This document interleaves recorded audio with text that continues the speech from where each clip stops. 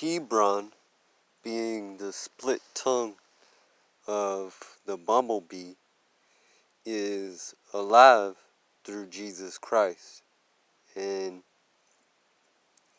when I say these things, it reads in the Bible that we are all Jesus Christ, and the uh, the great world is an imagination by him, all birthed through him, which is dying from God and then dying back into God, the first death and the second death, meaning we are all born through David Waglif, who is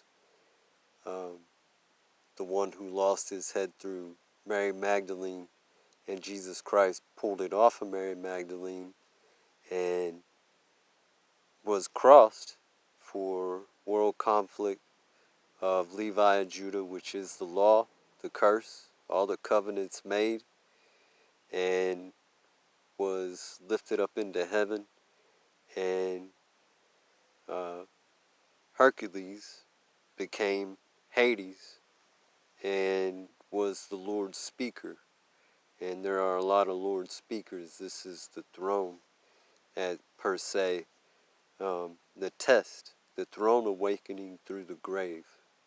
It's happened several instances. Hercules is not the only one.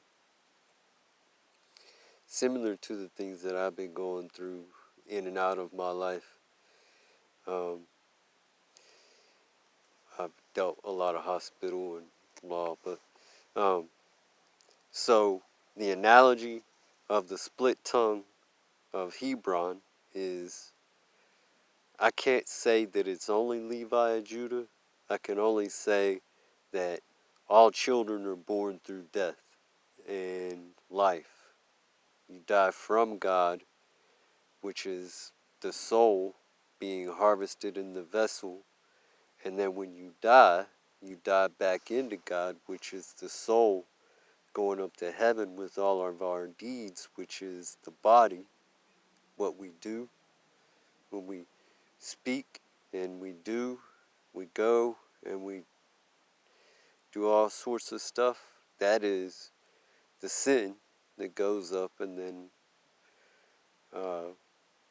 parts of it are good, parts of it are bad. Some of it stays in heaven, some of it doesn't, falls into our ancestors. The analogy of all things being born through Jesus Christ, and I spoke earlier in the Lord's name being used in vain, which is to sacrifice his name. That is a vain thing to do, because Jesus Christ is not someone that sacrifices his children. It's something that Sheba does. And she uses Jesus Christ's name in order to do that. So the idea of having faith through Jesus Christ is something that has to be done. And Jesus Christ is how David Waglif, the king of Hebron, was lifted up into heaven. It's really funny.